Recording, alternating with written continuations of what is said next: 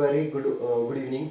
ಏನಪ್ಪಾ ಅಂದರೆ ಆಲ್ರೆಡಿ ಭೌತಶಾಸ್ತ್ರ ರಸಾಯನಶಾಸ್ತ್ರವನ್ನು ಅಭ್ಯಾಸ ಮಾಡಿದ್ವಿ. ಈಗ ಏನಪ್ಪಾ ಅಂದರೆ ಜೀವ ವಿಜ್ಞಾನದ ಸಪ್ಲಿಮೆಂಟ್ರಿ 2022 ಜೂನಲ್ಲಿ ನಡೆದಂತಹ ಸಪ್ಲಿಮೆಂಟ್ರಿ ಎಕ್ಸಾಮ್ನ ಕ್ವಶನ್ ಪೇಪರ್ನ ಅನಲೈಸ್ ಮಾಡ್ತಾ ಇದ್ದೀವಿ. ಹಾಗಾದರೆ ಈಗ ಜೀವ ವಿಜ್ಞಾನ ಕ್ವಶನ್ ಪೇಪರನ್ನು ಅನಲೈಸ್ ಮಾಡೋಣ. ಹೌದಾ? ಫಸ್ಟ್ ಕ್ವಶನ್ ಏನಿದೆಯಪ್ಪ ಅಂದರೆ ಸಸ್ಯಗಳಲ್ಲಿ ಝೈಲಮ್ನ ಪ್ರಮುಖ ಕಾರ್ಯ. ಸಸ್ಯಗಳಲ್ಲಿ ಝೈಲಮ್ನ ಪ್ರಮುಖ ಕಾರ್ಯ ಏನಪ್ಪಾ ಅಂದರೆ ನೀರಿನ ಸಾಗಾಣಿಕೆ, ಆಹಾರದ ಸಾಗಾಣಿಕೆಯನ್ನು ಫ್ಲೋಯಮ್ ಮಾಡ್ತದೆ. ಹೌದಾ? ಆಹಾರದ ಸಾಗಾಣಿಕೆ ಇರ್ಬೋದು, ಅಮೈನೋ ಆಮ್ಲಗಳ ಸಾಗಾಣಿಕೆ ಇರ್ಬೋದು ವಸ್ತು ಸ್ಥಾನಾಂತರದಲ್ಲಿ. ಹೌದಾ? ಯಾವ್ದು ಮಾಡ್ತದೆ ಅಂದ್ರೆ ಫ್ಲೋಯಮ್ ಮಾಡ್ತದೆ. ಆಕ್ಸಿಜನ್ನ ಸಾಗಾಣಿಕೆ ಅಂತ ನಾವು ಸಸ್ಯಗಳಲ್ಲಿ ಪರ್ಟಿಕ್ಯುಲರ್ ಆಗಿ ಅಭ್ಯಾಸ ಮಾಡೋದಿಲ್ಲ, ಜೀವಿಗಳಲ್ಲಿ ಮಾಡ್ತೀವಿ. ಹೌದಾ? ಆಹಾರದ ಜೊತೆಗೇನೆ ಆಮ್ಲಜನಕ ಏನಾಗ್ತದೆ ಸ್ರವರಾಜ ಆಗ್ತದೆ. ಎಲ್ಲಿ? ಸಸ್ಯಗಳಲ್ಲಿ. ಮುಖ್ಯವಾಗಿ ನೀರನ್ನು ಸಾಗಿಸಲಿಕ್ಕೆ ಜೈಲಮ, ಆಮೇಲೆ ಆಹಾರವನ್ನು ಸಾಗಿಸಲಿಕ್ಕೆ ಫ್ಲೋಯಮ್. ಎರಡು ವಾಹಕ ನಾಳ ಅಂಗಾಂಶಗಳು ಎಲ್ಲಿದಾವಪ್ಪ ಅಂದರೆ ಸಸ್ಯಗಳಲ್ಲಿದ್ದಾವ. ಇನ್ನು ಸಸ್ಯಗಳಲ್ಲಿ ಧನ ಗುರುತ್ವಾನುವರ್ತನೆಗೆ ಉದಾಹರಣೆ. ಸಸ್ಯಗಳಲ್ಲಿ ಧನ ಗುರುತ್ವಾನುವರ್ತನೆಗೆ ಏನಪ್ಪ ಉದಾಹರಣೆ? ಹೌದಾ? ಧನ ಗುರುತ್ವಾನುವರ್ತನೆ, ಗುರುತ್ವ ಭೂಮಿಯ ಗುರುತ್ವ ಕೇಂದ್ರದ ಕಡೆಗೆ ಯಾವ ಚಲನೆ ಇರ್ತದಲ್ಲ ಅದನ್ನು ಧನ ಗುರುತ್ವಾನುವರ್ತನೆ ಅಂತ ಕರಿತೀವಿ. ಹಂಗಾರೆ ಸರಿಯಾದ ಉತ್ತರ ಮಣ್ಣಿನ ಆಳಕ್ಕೆ ಬೇರುಗಳ ಬೆಳವಣಿಗೆ. ಇದು ಏನಪ್ಪಾ ಅಂದ್ರೆ ಧನ ಗುರುತ್ವಾನುವರ್ತನೆಯ ಏನಪ್ಪಾ ಅಂದ್ರೆ ಒಂದು ಉದಾಹರಣೆ. ಇನ್ನು ಕಾಂಡದ ಬೆಳವಣಿಗೆ, ಕಾಂಡದ ಬೆಳವಣಿಗೆ ಕಾರಣ ಆಗ್ತದ. ಬಳ್ಳಿಯ ಕುಡಿಗಳು, ಹೌದಾ? ಅದು ಕೂಡ ಏನಪ್ಪಾ ಅಂದ್ರೆ ಅಕ್ಸಿನ್ನ ಒಂದು ಕೆಲಸ. ಬಳ್ಳಿಯ ಕುಡಿಗಳು. ಬೇರುಗಳ ಮೇಲ್ಮುಖ ಬೆಳವಣಿಗೆ, ಬೇರುಗಳ ಮೇಲ್ಮುಖ ಬೆಳವಣಿಗೆ ಅಂತಾನೆ ಬರೋದಿಲ್ಲ, ಏನು ಕಾನ್ಸೆಪ್ಟೇ ತಪ್ಪಿದೆ. ಬೇರುಗಳು ಯಾವತ್ತೂ ಭೂಮಿಯ ಗುರುತ್ವ ಕೇಂದ್ರದ ಕಡೆ ಏನಾಗ್ತವ, ಚಲಿಸ್ತಾವ. ತಪ್ಪಾದ ಆಪ್ಷನ್ ಇದೆ. ಹೌದಾ? ಇನ್ನು ನೆಕ್ಸ್ಟ್ ಕ್ವಶನ್ ಡಿಸ್ಕಸ್ ಮಾಡೋಣ.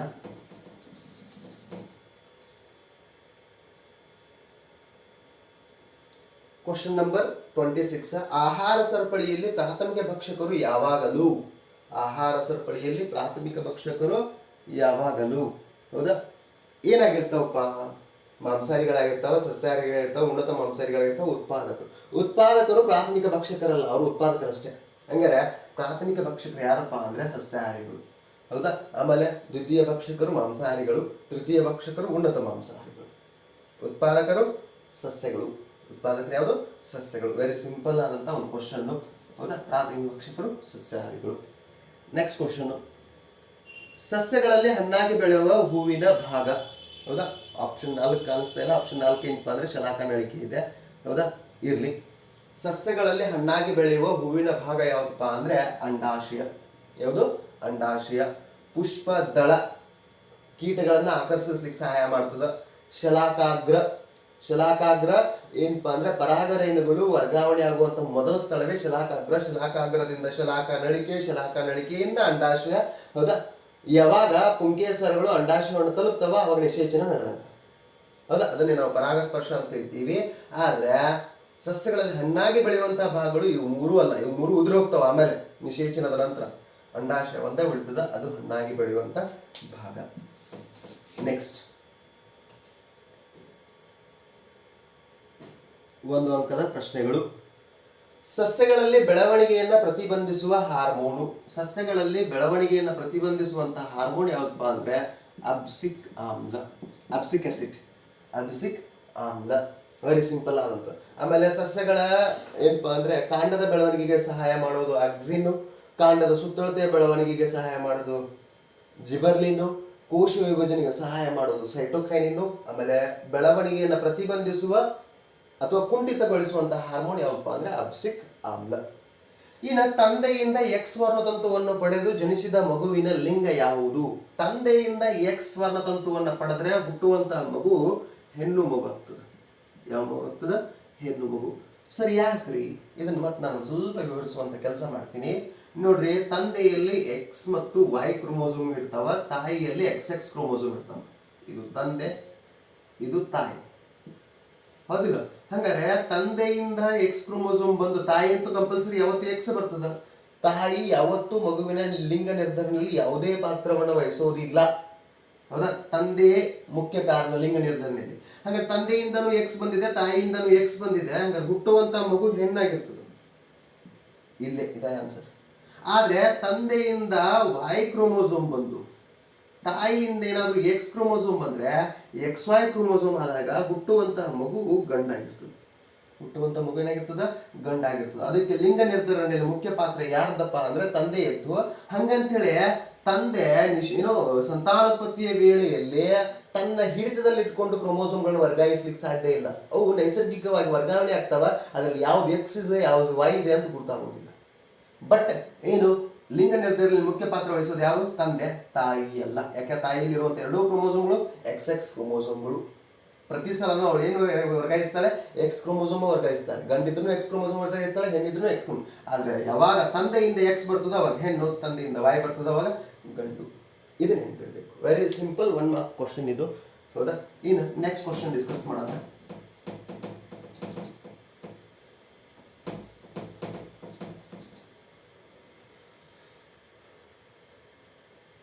ಇತ್ತೀಚಿನ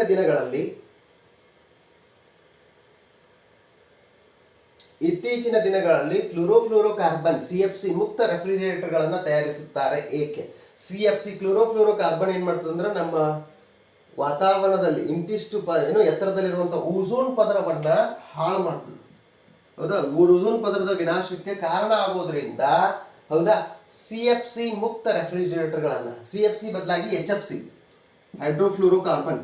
ಹೈಡ್ರೋಜನ್ ಫ್ಲೂರೋಕಾರ್ಬನ್ ಅನ್ನ ಬಳಸಿ ಏನ್ ಮಾಡ್ತಾ ಇದಾರೆ ಅಂದ್ರೆ ರೆಫ್ರಿಜರೇಟರ್ಗಳನ್ನ ತಯಾರಿಸ್ತಾ ಇದ್ದಾರೆ. ಇದು ಓಝೋನ್ ಪದರವನ್ನ ಹಾಳು ಮಾಡೋದಿಲ್ಲ, ಆದ್ರೆ ಇದೇನ್ ಮಾಡ್ತದ ಓಝೋನ್ ಪದರವನ್ನ ಹಾಳು ಮಾಡ್ತದ. ಅದಕ್ಕೆ 1 ಅಂಕದ ಪ್ರಶ್ನೆ. ಇತ್ತೀಚಿನ ದಿನಗಳಲ್ಲಿ ಕ್ಲೋರೋಫ್ಲೋರೋಕಾರ್ಬನ್ ಮುಕ್ತ ರೆಫ್ರಿಜರೇಟರ್ಗಳನ್ನು ತಯಾರಿಸ್ತಾರೆ. ಏಕೆಂದ್ರೆ CFC ನಮಗೆ ರಕ್ಷಾ ಕವಚವಾಗಿರುವಂತಹ ಸೂರ್ಯನಿಂದ ಬರುವಂತಹ ನೆರಳಾತೀತ ಕಿರಣಗಳಿಂದ ನಮ್ಮನ್ನು ರಕ್ಷಿಸುವಂತಹ ಓಝೋನ್ ಪದರ ಹಾಳು ಮಾಡ್ತದ. ಆ ಪದರ ಹಾಳಾಗಬಾರ್ದು. ಹೌದಾ? ಅದಕ್ಕೆ CFC ಮುಕ್ತ ರೆಫ್ರಿಜರೇಟರ್ಗಳನ್ನ ತಯಾರಿಸ್ತಾ ಇದ್ದಾರೆ. 1 ಅಂಕದ ಸಿಂಪಲ್ ಆದಂತಹ ಕ್ವಶನ್. ಹೌದಾ? ಇನ್ನು ನೆಕ್ಸ್ಟ್ ಕ್ವಶನ್ ಡಿಸ್ಕಸ್ ಮಾಡೋಣ. ಜೈವಿಕ ಸಂವರ್ಧನೆ ಎಂದರೇನು? ನೆಕ್ಸ್ಟ್ ಕ್ವಶನ್ ಯಾವುದು? ಜೈವಿಕ ಸಂವರ್ಧನೆ ಎಂದರೇನು? ಬಯೋಮ್ಯಾಗ್ನಿಫಿಕೇಶನ್. ನೋಡ್ರಿ, ನಮ್ಮ ಪರಿಸರ ವ್ಯವಸ್ಥೆಯಲ್ಲಿ ಜೈವಿಕ ವಿಘಟನೀಯವಲ್ಲದ ವಸ್ತುಗಳು, ಉದಾಹರಣೆಗೆ DDT ಡೈಕ್ಲೋರೋ ಡೈಫಿನಲ್ ಟ್ರೈಕ್ಲೋರೋ ಈಥೇನ್. ಹೌದಾ? DDT ಆಗಿರ್ಬೋದು, ಸೀಸ ಆಗಿರ್ಬೋದು, ಪಾದರಸ ಆಗಿರ್ಬೋದು, ಪ್ಲಾಸ್ಟಿಕ್ ಆಗಿರ್ಬೋದು, ಆಮೇಲೆ ಗಾಜ್ ಆಗಿರ್ಬೋದು. ಇವೇನಪ್ಪಾ ಅಂದ್ರೆ ಜೈವಿಕ ವಿಘಟನೀಯವಲ್ಲದ ವಸ್ತುಗಳು. ಅಂದ್ರೆ ಪಾದರಸ ಸೀಸ ವಿಘಟನೆ ಆಗ್ತಾವ, ಬಟ್ ತುಂಬಾ ವೇಳೆ ಏನು ತೆಗೆದುಕೊಳ್ತಾವ. ಇಂತಹ ಜೈವಿಕ ವಿಘಟನೀಯವಲ್ಲದ ವಸ್ತುಗಳು ನಮ್ಮ ಆಹಾರ ಸರಪಳಿಯಲ್ಲಿ ಹೌದಾ ಒಂದು ಪೋಷಣಾಸ್ತರದಿಂದ ಇನ್ನೊಂದು ಪೋಷಣಾಸ್ತರಕ್ಕೆ ವರ್ಗಾವಣೆಯಾಗಿ ಮೇಲಿನ ಪೋಷಣಾಸ್ತರಗಳಲ್ಲಿ ಅವುಗಳ ಪ್ರಮಾಣ ಹೆಚ್ಚಾದ್ರೆ ಅದನ್ನೇ ನಾವೇನ್ ಕೇಳ್ತೀವಪ್ಪ ಅಂದ್ರೆ ಜೈವಿಕ ಸಂವರ್ಧನೆ. ಸರ್ ಸಿಂಪಲ್ ಆಗಿ ಎರಡು ಲೈನ್ ಅಲ್ಲಿ ಹೇಳ್ರಿ. ಹೌದಾ? ಆಹಾರ ಸರಪಳಿಯಲ್ಲಿ ಒಂದು ಸ್ತರದಿಂದ ಮತ್ತೊಂದು ಸ್ತರಕ್ಕೆ ಜೈವಿಕ ವಿಘಟನೀಯವಲ್ಲದ ಬ್ರಾಕೆಟ್ ಅಲ್ಲಿ DDT ಸೀಸ ಪಾದರಸ ಜೈವಿಕ ವಿಘಟನೀಯವಲ್ಲದ ವಸ್ತುಗಳು ಪ್ರಮಾಣ ಮೇಲಿನ ಸ್ತರಗಳಲ್ಲಿ ಹೆಚ್ಚಾಗುವುದಕ್ಕೆ ಏನು ಕೇಳ್ತಾರ? ಜೈವಿಕ ಸಂವರ್ಧನೆ ಅಂತ ಕೇಳ್ತಾರೆ. ಏನಂತ ಕೇಳ್ತಾರ? ಜೈವಿಕ ಸಂವರ್ಧನೆ. ಹಾಗಾದ್ರೆ ನೆಕ್ಸ್ಟ್ ಕ್ವಶನ್ ಅನ್ನು ನೋಡೋಣ. 1 ಅಂಕದ ಪ್ರಶ್ನೆ. ಜೈವಿಕ ವಿಘಟನೀಯವಲ್ಲದ ವಸ್ತುಗಳಿಂದ ಪರಿಸರದ ಮೇಲಾಗುವ ಯಾವುದಾದ್ರೂ 2 ಪರಿಣಾಮಗಳನ್ನ. ಜೈವಿಕ ವಿಘಟನೀಯವಲ್ಲದ ವಸ್ತುಗಳು ಯಾವ ಅಂತ ಹೇಳಿದ್ರೆ ಈಗ ತಾನೇ DDT ಸೀಸ ಪಾದರಸ ಪ್ಲಾಸ್ಟಿಕ್ ಗಾಜು ಇವೆಲ್ಲ ಏನು ಜೈವಿಕ ವಿಘಟನೀಯವಲ್ಲದ ವಸ್ತುಗಳು. ಇವು ಏನ್ ಮಾಡ್ತಾವ ಅಂದ್ರೆ ಮಣ್ಣಿನ ಮತ್ತು ಜಲಮಾಲಿನ್ಯವನ್ನು ಉಂಟು ಮಾಡ್ತಾವ. ಮಣ್ಣಿನ ಮತ್ತು ಜಲಮಾಲಿನ್ಯ ಉಂಟು ಮಾಡ್ತಾವ. ಮಣ್ಣಿನ ಮಾಲಿನ್ಯ ಪ್ಲಾಸ್ಟಿಕ್ಗಳನ್ನ ಹೌದಾ ಬಳಸಿ ಬಿಸಾಡುವಂತ ಪ್ಲಾಸ್ಟಿಕ್ಗಳು ಇತ್ತೀಚಿನ ದಿನಗಳಲ್ಲಿ ವಿಘಟನೆಗೊಳಪಡದೆ ಮಣ್ಣಿನಲ್ಲಿ ಹಂಗ ಉಳಿತಾ ಇದ್ದಾವ. ಇದರಿಂದ ಮಣ್ಣಿನಲ್ಲಿರುವಂತಹ ಸೂಕ್ಷ್ಮಾಣು ಜೀವಿಗಳ ನಾಶಕ್ಕೆ ನಾವು ಕಾರಣ ಆಗ್ತಾ ಇದ್ದೀವಿ. ಅದಕ್ಕೆ ಮಣ್ಣು ಮತ್ತು ಜಲಮಾಲಿನ್ಯ ಪ್ಲಾಸ್ಟಿಕ್ ಆಗಿರ್ಬೋದು, DDT ಆಗಿರ್ಬೋದು, ಜಲಮಾಲಿನ್ಯ ಕಾರಣ ಆಗ್ತದೆ. ಆಮೇಲೆ ಅಷ್ಟೇ ಅಲ್ಲದೆ ಮತ್ತೇನು, ಈಗ ಫಾರ್ ಎಕ್ಸಾಂಪಲ್ ಪ್ಲಾಸ್ಟಿಕ್ಗಳನ್ನ ಎಸೆದಿದ್ದೀವಿ, ಗಾಜಿನ ಬಾಟಲ್ಗಳನ್ನ ಎಸೆದಿದ್ದೀವಿ, ಅದ್ರಲ್ಲಿ ನೀರು ಸಂಗ್ರಹ ಆಗಿ ಏನಪ್ಪಾ ಅಂದ್ರೆ ಆ ನೀರಿನಿಂದ ರೋಗಗಳು ಹರಡುವಂತಹ ಸಾಧ್ಯತೆಗಳು. ಸೊಳ್ಳೆ ಬೇರೆ ಬೇರೆ ಕೀಟಗಳು ಅಲ್ಲಿ ಏನ್ ಮಾಡ್ತಾವ ಅಂದ್ರೆ ತಮ್ಮ ಲಾರ್ವಾಗಳನ್ನಿಟ್ಟು ಬೆಳೆಸಿ ಸೊಳ್ಳೆಗಳ ಪ್ರಮಾಣ ಹೆಚ್ಚಾಗಿ ಮಲೇರಿಯಾ, ಕಾಲರಾ ಇಂಥ ರೋಗಗಳು. ಹೌದಾ? ಹಂಗಾದ್ರೆ ರೋಗ ರುಜಿನಗಳಿಗೂ ಕಾರಣ ಆಗ್ತದೆ. ಜೈವಿಕ ವಿಘಟನೀಯವಲ್ಲದ ವಸ್ತುಗಳ ಪರಿಣಾಮ ಕೇಳ್ತಾ ಇದಾರೆ. ಮಣ್ಣಿನ ಮಾಲಿನ್ಯ ಮತ್ತು ಜಲಮಾಲಿನ್ಯ ಮಾಡ್ತಾವ. ನೀರು ಮತ್ತು ಮಣ್ಣಿನಲ್ಲಿ ಬಹಳ ದೀರ್ಘಕಾಲದವರೆಗೆ ಇರುವಂತ ಉಳಿದು ಆ ಪರಿಸರ ವ್ಯವಸ್ಥೆಗಳಲ್ಲಿರುವಂತ ಜೀವಿಗಳು ಸಾಯ್ಲಿಕ್ಕೆ ಕಾರಣ ಆಗ್ತಾವ. ಆಮೇಲೆ ರೋಗ ರುಜಿನಗಳು ಹರಡ್ಲಿಕ್ಕೆ ಕಾರಣ ಆಗ್ತಾವ. ಹೌದಾ? ಇಂಥ ಎಲ್ಲಾ ಕಾರಣಗಳಿಂದ 1 ಅಂಕದ ಪ್ರಶ್ನೆ ಇದೆ. 2 ಪಾಯಿಂಟ್ಸ್ ಬರೆದ್ರೆ ಸಾಕು. ಏನಪ್ಪಾ ಅಂದ್ರೆ ಜೈವಿಕ ವಿಘಟನೀಯವಲ್ಲದ ವಸ್ತುಗಳಿಂದ ಆಮೇಲೆ ಅಷ್ಟೇ ಅಲ್ಲ, ಈ ಜೈವಿಕ ವಿಘಟನೆ ಪ್ಲಾಸ್ಟಿಕ್ ಅನ್ನು ಸುಟ್ಟಾಗ ವಾಯುಮಾಲಿನ್ಯ ಉಂಟಾಗ್ತದೆ, ಆಮ್ಲ ಮಳೆ ಕಾರಣ ಆಗ್ತದೆ, ಹಸಿರು ಪರಿಣಾಮಕ್ಕೆ ಕಾರಣ ಆಗ್ತದೆ. ಈ ಒಂದಕ್ಕೊಂದು ಲಿಂಕ್ ಇರೋದ್ರಿಂದ ಜೈವಿಕ ವಿಘಟನೆಯವಲ್ಲದ ವಸ್ತುಗಳು ನಮ್ಮ ಪರಿಸರದ ಮೇಲೆ ಉಂಟು ಮಾಡುವಂಥ ಪರಿಣಾಮಗಳು 2-3 ಪಾಯಿಂಟ್ಸ್ ಬಂದರೆ ಸಾಕು. ಹೌದಾ? ಇನ್ನು ನೆಕ್ಸ್ಟ್ ಕ್ವಶನ್ ನೋಡೋಣ. ತ್ಯಾಜ್ಯ ವಿಲೇವಾರಿ ಮಾಡುವಲ್ಲಿ ಅದಕ್ಕೆ ಒಂದಂಕಕ್ಕೆ ಅದಕ್ಕೆ ಏನಪ್ಪಾ ಅಂದ್ರೆ ಇದು ಆರ್ ಟೈಪ್ ಕ್ವಶನ್ ಇದೆ. ತ್ಯಾಜ್ಯ ವಿಲೇವಾರಿ ಮಾಡುವಲ್ಲಿ ಉಂಟಾಗುವ ಸಮಸ್ಯೆಗಳನ್ನ ಕಡಿಮೆ ಮಾಡಲು ಇರುವ ಯಾವುದಾದ್ರೂ 2 ವಿಧಾನಗಳನ್ನ ತಿಳಿಸಿ ಅಂತ. ಹಾಗಾದ್ರೆ ತ್ಯಾಜ್ಯ ವಿಲೇವಾರಿ ಮಾಡುವಲ್ಲಿ ಉಂಟಾಗುವಂತಹ ಸಮಸ್ಯೆಗಳನ್ನ ಕಡಿಮೆ ಮಾಡಲಿಕ್ಕೆ ಅತ್ಯಂತ ಪರಿಣಾಮಕಾರಿಯಾದಂತಹ ವಿಧಾನಗಳು ಯಾವಪ್ಪ ಅಂದ್ರೆ, ಒಂದು ಮರು ಚಕ್ರೀಕರಣ, ಆಮೇಲೆ ಏನಪ್ಪಾ ಅಂದ್ರೆ ಮಿತ ಬಳಕೆ, 5R ಸೈಕಲ್ ಅಂತ ಬರ್ತದ. ಅದು 5R ಸೈಕಲ್ ಅಂತ. ಆ 5R ಸೈಕಲ್ ನೋಡ್ಬಿಡೋಣ ಒಂದು ನಿಮಿಷ.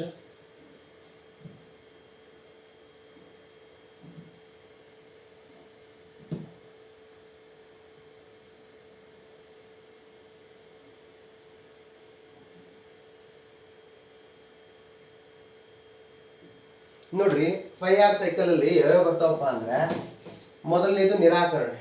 ನಿಮ್ಗೆ ಯಾವ ವಸ್ತುಗಳು ಅಗತ್ಯ ಇದಾವೋ ಅದನ್ನಷ್ಟ ಬಳಸ್ರಿ, ಯಾವ ವಸ್ತು ಅತಿ ಅವಶ್ಯಕ ಇಲ್ಲ ಅಂತ ವಸ್ತುಗಳನ್ನ ನಿರಾಕರಿಸ್ರಿ. ಹೌದಾ? ಮೊದಲನೇದು. ಎರಡನೇದು ಮಿತ ಬಳಕೆ. ನಾವು ಪ್ಲಾಸ್ಟಿಕ್, ಜೈವಿಕ ವಿಘಟನೆ ಇವೆಲ್ಲದ ವಸ್ತುಗಳನ್ನ ಎಷ್ಟು ಬಳಸೋದು ಕಡಿಮೆ ಮಾಡ್ತೀವಿ ಅಷ್ಟು ಉತ್ಪಾದನೆ ಕಡಿಮೆ ಆಗ್ತದೆ. ಎಷ್ಟು ಬಳಸೋದು ಕಡಿಮೆ ಮಾಡ್ತೀವಿ ಅಷ್ಟು ಉತ್ಪಾದನೆ ಏನಾಗ್ತದೆ? ಕಡಿಮೆ ಆಗ್ತದೆ. ಮರುಬಳಕೆ. ಒಂದು ಕೆಲಸಕ್ಕೆ ಫಾರ್ ಎಕ್ಸಾಂಪಲ್ ಪ್ಲಾಸ್ಟಿಕ್ ಕೊಡ ತಂದಿದ್ದೀವಿ, ಅದರ ಮೇಲಿನ ಭಾಗ ಕಟ್ ಆಗಿದೆ, ಹಾಗಾದ್ರೆ ಕೆಳಗಿನ ಭಾಗವನ್ನು ಹೂಕುಂಡದ ಸಸ್ಯವನ್ನು ಮಾಡ್ಲಿಕ್ಕೆ ಬಳಸಬಹುದಲ್ಲ. ಹಾಗಾದ್ರೆ ಮರುಬಳಕೆ ಮಾಡೋದ್ರ ಮೂಲಕ. ಆಮೇಲೆ ಮರು ಉದ್ದೇಶ. ಒಂದು ಕೆಲಸಕ್ಕೆ ತಂದಿದ್ದೀವಿ, ಆ ಕೆಲಸಕ್ಕೆ ಅದು ಬಳಕೆ ಆಗಿಲ್ಲ ಅಂದ್ರೆ ಬೇರೆ ಕೆಲಸಗಳಿಗೆ ಬಳಸಬಹುದು. ಉದಾಹರಣೆಗೆ ಬಳಸಿ ಬಿಸಾಡುವಂತಹ ಲೋಟಗಳು, ಆಮೇಲೆ ಬಿರುಕು ಬಿಟ್ಟಂತಹ ಮಣ್ಣಿನ ಗಡಿಗೆಗಳು, ಇವುಗಳನ್ನ ಏನ್ ಮಾಡ್ಬೋದು ಅಂದ್ರೆ ನಮ್ಮ ನಿತ್ಯ ಜೀವನದಲ್ಲಿ ಬೇರೆ ಉದ್ದೇಶಗಳಿಗೆ ಬಳಸಬಹುದಲ್ಲ. ಹಾಗಾದ್ರೆ ಇದರಿಂದನೂ ಕೂಡ ನಾವು ತ್ಯಾಜ್ಯ ವಿಲೇವಾರಿ ಪ್ರಮಾಣವನ್ನ ಕಡಿಮೆ ಮಾಡಬಹುದು. ಇದಾದ ನಂತರ ಮರುಚಕ್ರೀಕರಣ. ಗಾಜು, ಪ್ಲಾಸ್ಟಿಕ್, ಲೋಹಗಳು ಇಂತಹ ವಸ್ತುಗಳನ್ನ ನಮಗೆ ಬಳಕೆಗೆ ಬೇಕಾದಾಗ ಬಳಸ್ಕೊಂಡು ಅವು ಹಾಳಾಗುವಂತ ಸ್ಥಿತಿಯಲ್ಲಿದ್ದಾಗ ಅವುಗಳನ್ನ ಕಲೆಕ್ಟ್ ಮಾಡೋರು ಬರ್ತಾರೆ. ಪ್ಲಾಸ್ಟಿಕ್, ಗಾಜು ಮತ್ತು ಏನಪ್ಪಾ ಅಂದ್ರೆ ಲೋಹಗಳನ್ನ ಅವುಗಳಿಗೆ ಕೊಟ್ಟು ಅವ್ರು ಏನ್ ಮಾಡ್ತಾರೆ ಅಂದ್ರೆ ಅದನ್ನ ಕರಗಿಸಿ ಮತ್ತೆ ಎರಕ ಹೊಯ್ದು ಬೇರೆ ಬೇರೆ ವಸ್ತುಗಳನ್ನು ತಯಾರಿಸ್ತಾರೆ. ಇದರಿಂದನೂ ಕೂಡ ನಾವು ತ್ಯಾಜ್ಯ ವಿಲೇವಾರಿಯನ್ನ ಆದಷ್ಟು ಏನ್ ಮಾಡ್ಬೋದು? ಕಡಿಮೆ ಮಾಡ್ಬೋದು. ಇನ್ನ ಏನಪ್ಪಾ ಅಂದ್ರೆ ಕೃಷಿಯಲ್ಲಿ ಉಂಟಾಗುವಂತಹ ಜೈವಿಕ ವಸ್ತುಗಳು, ಸಸ್ಯಗಳ ಎಲೆಗಳಿರ್ಬೋದು ಅಥವಾ ಬೇರೆ ಬೇರೆ ವಸ್ತುಗಳು, ಇಂಥವುಗಳ ತ್ಯಾಜ್ಯಗಳನ್ನು ನಾವೇನಪ್ಪಾ ಅಂದ್ರೆ ಜೈವಿಕ ಸ್ಥಾವರ, ಅದನ್ನ ಏನ್ ಕರೀತಾರೆ ಅಂದ್ರೆ ಜೈವಿಕ ಅನಿಲ ಸ್ಥಾವರವನ್ನು ಸ್ಥಾಪಿಸೋದ್ರ ಮೂಲಕ ಅದು ವಾತಾವರಣಕ್ಕೆ ನೇರವಾಗಿ ಗಾಳಿಯಲ್ಲಿ ಕೊಳಿಸಿದಾಗ ಮಿಥೇನ್ ಬಿಡುಗಡೆ ಆಗ್ತದೆ. ಮಿಥೇನ್ ಒಂದು ಹಸಿರು ಮನೆ ಅನಿಲ ಜಾಗತಿಕ ತಾಪಮಾನಕ್ಕೆ ಕಾರಣ ಆಗ್ತಾ ಇದೆ. ಆ ಮಿಥೇನ್ ಏನು ನಾವು ಜೈವಿಕ ಅನಿಲ ಸ್ಥಾವರದಲ್ಲಿ ಉತ್ಪತ್ತಿ ಮಾಡಿ ಅದನ್ನ ಅಡಿಗೆ ಮಾಡ್ಲಿಕ್ಕೆ ಅಥವಾ ಬೇರೆ ಬೇರೆ ಕೆಲಸಗಳಿಗೆ, ವಿದ್ಯುತ್ತನ್ನು ಉತ್ಪಾದಿಸಲಿಕ್ಕೆ ಬೇರೆ ಬೇರೆ ಕೆಲಸಗಳಿಗೆ ಬಳಸಿದ್ದೆ ಆದ್ರೆ, ಹೌದಾ, ಅದು ಅಷ್ಟು ವಾಯುಮಾಲಿನ್ಯ ಉಂಟು ಮಾಡೋದಿಲ್ಲ. ಇದು ಕೂಡ ಒಂದು ರೀತಿ ತ್ಯಾಜ್ಯ ವಿಲೇವಾರಿನೇ. ತಿಪ್ಪೆಯಲ್ಲಿ ಕಸ ಕೊಳಿಸೋದಕ್ಕೂ ತಿಪ್ಪೆಯಲ್ಲಿ ಹಾಕುವಂತ ಕಸವನ್ನೆಲ್ಲ ಜೈವಿಕ ಅನಿಲ ಸ್ಥಾವರಕ್ಕೆ ಹಾಕಿ ಕೊಳಿಸೋದಕ್ಕೂ ತುಂಬಾ ವ್ಯತ್ಯಾಸ ಇದೆ. ಹಾಗಾದ್ರೆ ಇಂತಹ ಎಲ್ಲಾ ವಿಧಾನಗಳನ್ನ ಬಳಸ್ಕೊಂಡು ನಾವು ಏನ್ ಮಾಡ್ಬೋದು ಅಂದ್ರೆ ತ್ಯಾಜ್ಯ ವಿಲೇವಾರಿ ಮಾಡ್ಬೋದು. ಇದನ್ನ ಇಷ್ಟ್ಯಾಕ್ ಒಂದ ಅಂಕದ ಪ್ರಶ್ನೆ ಇಷ್ಟ್ಯಾಕ್ ಹೇಳಿದೆ, ಇದು 2 ಅಂಕಕ್ಕೆ ಬರ್ಬೋದು, 4 ಅಂಕಕ್ಕೂ ಬರ್ಬೋದು. ಅದಕ್ಕೆ ನೀವು ಎಷ್ಟು ಸಾಧ್ಯ ಆಗ್ತದೆ ಅಷ್ಟು ಪಾಯಿಂಟ್ಸ್ ಮಾಡಿ. ತ್ಯಾಜ್ಯ ವಿಲೇವಾರಿ ಮಾಡೋದು ನಾನೇನು ಹೇಳಿದೆ, ಮರು ಉದ್ದೇಶ ಅಂತ ಹೇಳಿದೆ, ಮಿತ ಬಳಕೆ ಅಂತ ಹೇಳಿದೆ, ಮರುಚಕ್ರೀಕರಣ ಅಂತ ಹೇಳಿದೆ. ಹೌದಾ? ಆಮೇಲೆ ಜೈವಿಕ ವಿಘಟನೆ ಒಳಪಡುವಂಥ ವಸ್ತುಗಳನ್ನ ನಾವೇನ್ ಮಾಡ್ಬೋದು ಅಂದ್ರೆ ಜೈವಿಕ ಅನಿಲ ಸ್ಥಾವರದಲ್ಲಿ ಹಾಕಿ ಅದರಿಂದ ಇಂಧನ ಪಡಿಬಹುದು. ನೇರವಾಗಿ ತಿಪ್ಪೆಯಲ್ಲಿ ಹಾಕಿ ಕೊಳಿಸೋದ್ರಿಂದ ವಾಯುಮಾಲಿನ್ಯ ಉಂಟಾಗ್ತದೆ, ಜಾಗತಿಕ ತಾಪಮಾನಕ್ಕೆ, ಹಸಿರುಮನೆ ಪರಿಣಾಮ ಜಾಗತಿಕ ತಾಪಮಾನಕ್ಕೆ ಕಾರಣ ಆಗ್ತದೆ. ಇವುಗಳನ್ನು ತಡೆಯಬಹುದು. ನಿಮಗೆ ಕ್ವಶನ್ ಪೇಪರ್ ಬಿಡಿಸಿ ಹೇಳಿದ್ರ ಉದ್ದೇಶ ಏನಪ್ಪಾ, ನಿಮಗೆ ಏನಪ್ಪಾ ಅಂದ್ರೆ ಯಾವ ಕ್ವಶನ್ ಬಂದ್ರೂ ಬಿಡಿಸ್ಲಿಕ್ಕೆ ಸಮರ್ಥ ಆಗಬೇಕು ಅನ್ನೋದು ಒಂದು ದೃಷ್ಟಿಕೋನ. ನೆಕ್ಸ್ಟ್,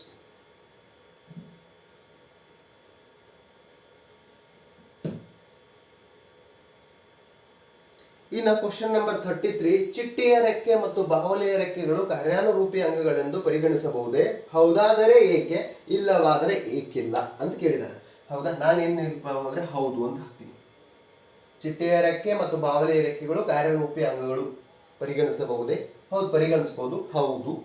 ಏಕಪ್ಪ ಅಂದ್ರೆ ಚಿಟ್ಟೆಯ ರೆಕ್ಕೆ ಮತ್ತು ಬಾವಲಿಯ ರೆಕ್ಕೆ ರಚನೆ ಬೇರೆ ಬೇರೆ ಆಗಿರ್ಬೋದು, ಆದ್ರೆ ಮಾಡುವಂತ ಕಾರ್ಯ ಮಾತ್ರ ಒಂದೇ. ಹೌದಾ? ಚಿಟ್ಟೆಯ ರೆಕ್ಕೆನೂ ಹಾರ್ಲಿಕ್ಕೆ ಬಳಕೆ ಆಗ್ತದ, ಬಾವಲಿಯ ರೆಕ್ಕೆನೂ ಹಾರ್ಲಿಕ್ಕೆ ಬಳಕೆ ಆಗ್ತದ. ಎರಡೂ ಮಾಡುವಂತ ಕಾರ್ಯ ಒಂದೇ ಆಗಿದ್ರೆ ಹೌದಾ? ಯಾವ ಜೀವಿಗಳ ಅಂಗರಚನೆ ಬೇರೆ ಬೇರೆ ಆಗಿದ್ದು ಮಾಡುವಂತಹ ಕಾರ್ಯ ಮೊತ್ತ ಒಂದೇ ಆಗಿದ್ರೆ ಅದನ್ನ ಏನ್ ಕೇಳ್ತೀವಿ? ಕಾರ್ಯಾನುರೂಪಿ ಅಂಗಗಳು. ಹೌದಾ? ಸಮವೃತ್ತಿ ಅಂಗಗಳು, ಸಮರೂಪಿ ಅಲ್ಲ. ಏನು ರಚನಾರೂಪಿ ಅಥವಾ ಸಮರೂಪಿ ಅಂಗಗಳಲ್ಲಿ ಏನ್ ಬರ್ತದ? ಹೌದಾ? ರಚನೆ ಒಂದೇ ಆಗಿದ್ದು ಮಾಡುವಂತ ಕಾರ್ಯ ಬೇರೆ ಬೇರೆ ಆಗಿದ್ರೆ, ಜೀವಿಗಳ ರಚನೆ ಒಂದೇ ಆಗಿದ್ದು ಮಾಡುವಂತ ಕಾರ್ಯ ಬೇರೆ ಬೇರೆ ಆಗಿದ್ರೆ ಅದನ್ನ ಏನ್ ಕೇಳ್ತೀವಿ? ರಚನಾರೂಪಿ ಅಂಗಗಳು. ಆದ್ರೆ ಇಲ್ಲಿ ಏನ್ ಕೇಳಿದ್ರು? ಕಾರ್ಯರೂಪಿ. ಹಾಗಾದ್ರೆ ಅವುಗಳ ರಚನೆ ಬೇರೆ ಬೇರೆ ಇದೆ, ಅದನ್ನ ಮಾಡುವಂತ ಕಾರ್ಯ ಒಂದೇ ಆಗಿದೆ, ಅದಕ್ಕೆ ಅವುಗಳನ್ನ ಏನ್ ಕೇಳ್ತೀವಿ? ಕಾರ್ಯರೂಪಿ ಅಂಗಗಳು. ಏಕೆ ಅದನ್ನ ಎಕ್ಸ್ಪ್ಲೇನ್ ಮಾಡ್ತೀವಿ. ಹೌದಾ? Next question.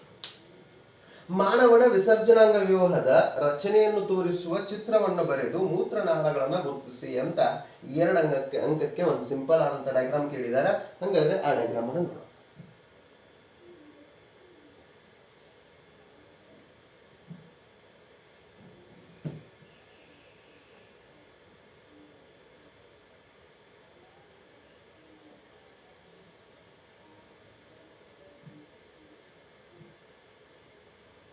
ನೋಡ್ರಿ, ಮಾನವನ ವಿಸರ್ಜನಾಂಗ ವ್ಯೂಹ.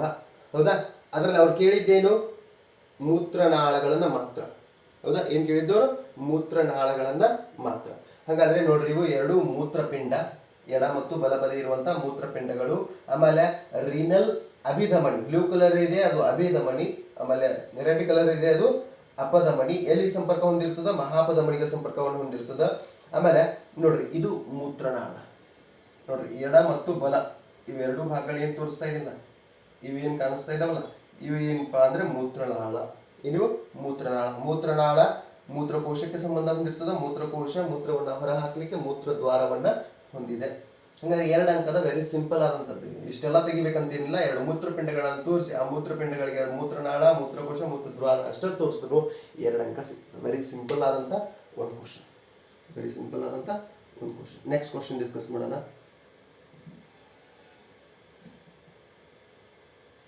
Question number 35. Question number 35. Question number 35 ಏನಿದೆಪ್ಪ ಅಂದ್ರೆ, ಕ್ವಶನ್ ನಂಬರ್ 35 ಏನಿದೆಪ್ಪ ಅಂದ್ರೆ,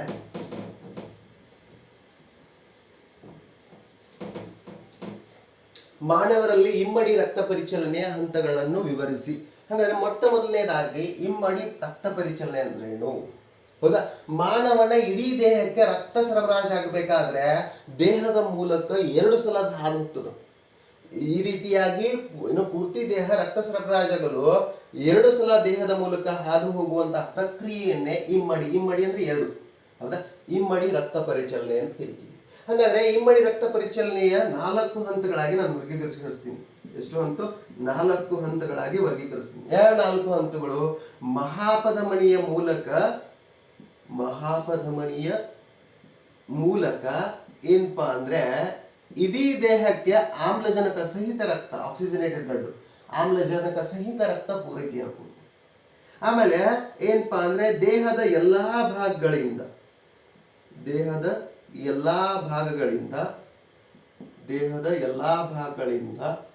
ಏನಪ್ಪಾ ಅಂದ್ರೆ ಡಿಆಕ್ಸಿಜನೇಟೆಡ್ ಬ್ಲಡ್ ಅಂದ್ರೆ ಕಾರ್ಬನ್ ಡೈಆಕ್ಸೈಡ್ ಅನ್ನ ಹೊಂದಿದಂತಹ ಬ್ಲಡ್ ಅನ್ನ ಯಾವಪ್ಪ ಅಂದ್ರೆ ಉಚ್ಚ ಮತ್ತು ನೀಚ ಅಭಿಧಮನಿಗಳ ಮೂಲಕ ಹೃದಯಕ್ಕೆ ಬರುವುದು. ನೆಕ್ಸ್ಟ್ ಏನಪ್ಪಾ ಅಂದ್ರೆ ಫುಪ್ಪುಸಕ ಅಪಧಮನಿಗಳ ಮೂಲಕ ಏನಪ್ಪಾ ಅಂದ್ರೆ ಆಮ್ಲಜನಕ ರಹಿತ ರಕ್ತ ಏನ್ ಬಂದಿದ್ದಿಲ್ಲ, ಆ ಆಮ್ಲಜನಕ ರಹಿತ ರಕ್ತ ಎಲ್ಲಿ ಹೋಗೋದು? ಶ್ವಾಸಕೋಶಕ್ಕೆ ಹೋಗುದು. ಇನ್ನು ಶ್ವಾಸಕೋಶದಲ್ಲಿ ವಿಸರಣೆ ಕ್ರಿಯೆಯ ಮೂಲಕ ಕಾರ್ಬನ್ ಡೈಆಕ್ಸೈಡ್ ಅನ್ನ ಬಿಟ್ಕೊಟ್ಟು ಆಮ್ಲಜನಕವನ್ನ ಪಡ್ಕೊಂಡು ಆಮ್ಲಜನಕ ಸಹಿತ ರಕ್ತ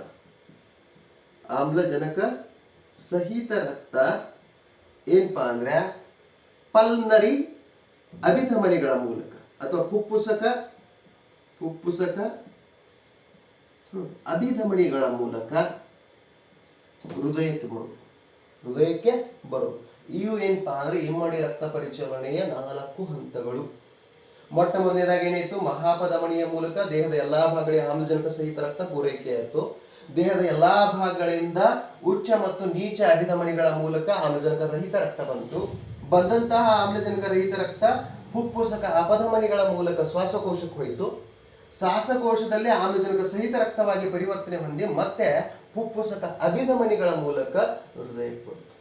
ಇವೇನಪ್ಪಾ ಅಂದ್ರೆ ಇಮ್ಮಡಿ ರಕ್ತ ಪರಿಚಲನೆಯ 4 ಹಂತಗಳು. ಅವುಗಳನ್ನು ಒಂದು ಸ್ವಲ್ಪ ಡಯಾಗ್ರಾಮ್ ಮೂಲಕ ನಾವೇನ್ ಮಾಡೋಣ ಅಂದ್ರೆ ತಿಳ್ಕೊಳ್ಳುವಂತ ಪ್ರಯತ್ನ ಮಾಡೋಣ. ಈ 4 ಪಾಯಿಂಟ್ಸ್ ಹಾಕಿ ನೀವು ಕ್ಲಿಯರ್ ಆಗಿ ಎಕ್ಸ್ಪ್ಲೇನ್ ಮಾಡಿದೀರಾ ಅಂದ್ರೆ ಹೌದಾ ಮಾರ್ಕ್ಸ್ ಬರಲೇಬೇಕು. ಒಂದು ಸ್ವಲ್ಪ ಲೆಂದಿ ಕ್ವಶನ್ ಇದು, ಹೆಚ್ಚು ಬರೀಬೇಕಾಗ್ತದೆ. ಹೌದಾ, ಯಾರು ನಾಲೆಜ್ ಹೊಂದಿದ್ದೀರಾ ಅವ್ರು ಬರ್ದೇ ಬರೀತೀರಾ ನೋಡು. ಇಮ್ಮಡಿ ರಕ್ತ ಪರಿಚಯ ನೋಡ್ರಿ, ಇದು ಹೃದಯ, ಇದು ಏನು ಹೃದಯ. ಮಹಾಪಧಮನಿಯ ಮೂಲಕ ದೇಹದ ಎಲ್ಲಾ ಭಾಗಗಳಿಗೆ ಅಂತ ರಕ್ತ ಹೋಗ್ತಾ ಇದೆ, ಆಮ್ಲಜನಕ ಸಹಿತ ರಕ್ತ ಹೋಗ್ತಾ ಇದೆ. ದೇಹದ ಎಲ್ಲಾ ಭಾಗಗಳಿಂದ ಉಚ್ಚ ಮತ್ತು ನೀಚ ಅಭಿಧಮನಿಗಳ ಮೂಲಕ ಏನಪ್ಪಾ ಅಂದ್ರೆ ಹೃದಯಕ್ಕೆ ಆಮ್ಲಜನಕ ರಹಿತ ರಕ್ತ ಬರ್ತಾ ಇದೆ.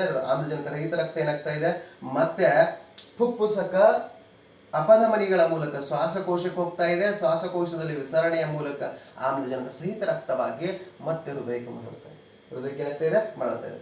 ಈ ರೀತಿಯಾಗಿ ದೇಹದ ತುಂಬೆಲ್ಲ ರಕ್ತ ಸಂಚರಿಸಲಿಕ್ಕೆ ರಕ್ತ ಏನಾಯ್ತು 2 ಸಲ ಹಾದೋಯ್ತು. ಮೊದಲು ಒಂದ್ಸಲ ಹಾದು ಹೃದಯಕ್ಕೆ ಬಂತು, ಹೃದಯದಿಂದ ಮತ್ತೆ ಹೃದಯಕ್ಕೆ ಬಂತು. ಹಂಗಾರೆ ಈ ರೀತಿಯಾಗಿ ಒಂದು ಪರಿಚಲನೆ ಉಂಟಾಗ್ಲಿಕ್ಕೆ ರಕ್ತ 2 ಸಲ ಹೃದಯವನ್ನ ಹಾದು ಹೋಗೋದನ್ನೇ ನಾವೇನು ಕೇಳ್ತೀವಿ ಇಮ್ಮಡಿ ಪರಿಚಲನೆ. ಇದನ್ನು ವಿವರವಾಗಿ ವಿವರಿಸಿದ್ರೆ 3 ಅಂಕ, 2 ಅಥವಾ 3 ಅಂಕ ನೀವು ಈಸಿಯಾಗಿ ಏನ್ ಮಾಡ್ಬೋದು ಗಳಿಸ್ಬೋದು. ಅರ್ಥ ಆಗಿದೆ ಅನ್ಕೋತೀನಿ. ಯಾರು ಇದ್ರ ಬಗ್ಗೆ ಕ್ಲಿಯರ್ ಹೇಗೆ ರಕ್ತ ಸರಬರಾಜು ಆಗ್ತದೆ ಜೀವಕ್ರಿಯೆಗಳು ಅನ್ನೋ ಚಾಪ್ಟರ್ ಮೇಲೆ ಆಲ್ರೆಡಿ ವಿಡಿಯೋಗಳನ್ನ ಹೃದಯವನ್ನ ಕ್ಲಿಯರ್ ಆಗಿ ಬಿಡಿಸಿ ವಿವರಿಸುವಂತ ಕೆಲಸ ಮಾಡಿದ್ದೀನಿ. ಅಲ್ಲಿ ಹೋಗಿ ಪ್ಲೇ ಲಿಸ್ಟ್ ಅಲ್ಲಿ ನಿಮ್ಗೆ ಸಿಗ್ತದೆ, ಹೋಗಿ ನೋಡ್ಕೊಳ್ರಿ ಅಂತ ಹೇಳ್ತಾ ನೆಕ್ಸ್ಟ್ ಕ್ವಶನ್ ಡಿಸ್ಕಸ್ ಮಾಡೋಣ.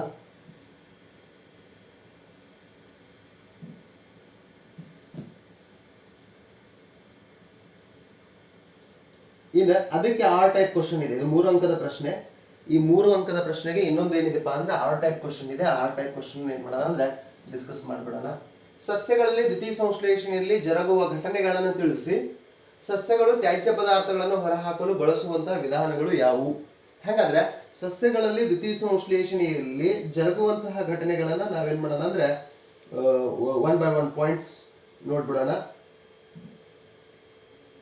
ನೋಡ್ರಿ, ದ್ವಿತೀಯ ಸಂಶ್ಲೇಷಣೆ ಅಂದ್ರೆ ನಮ್ಗೆ ಆಲ್ರೆಡಿ ಗೊತ್ತಿದೆ. ವಾತಾವರಣದಲ್ಲಿರುವಂತಹ ಕಾರ್ಬನ್ ಡೈಆಕ್ಸೈಡ್ ಬೇರುಗಳ ಮೂಲಕ ಹೀರಿಕೊಳ್ಳಲ್ಪಟ್ಟಂತಹ ನೀರು, ಎಲೆಗಳಲ್ಲಿರುವಂತಹ ಪತ್ರ ಹರಿತ್ತು ಮತ್ತು ಸೂರ್ಯನ ಬೆಳಕು ಹೌದಾ ಏನಪ್ಪಾ ಅಂದ್ರೆ ಒಂದು ಇನ್ನೊಂದರೊಂದಿಗೆ ವರ್ತಿಸಿ ಏನು ಕೊಡ್ತಾವ ಅಂದ್ರೆ ಪಿಷ್ಟ ಅಥವಾ ಶರ್ಕರ. ಪಿಷ್ಟ ಮತ್ತು ಶರ್ಕರ ಯಾವ ರೂಪದಲ್ಲಿ ಇರ್ತದೆ? C6H12O6 ಗ್ಲೂಕೋಸ್ನ ರೂಪದಲ್ಲಿ ಇರ್ತದೆ.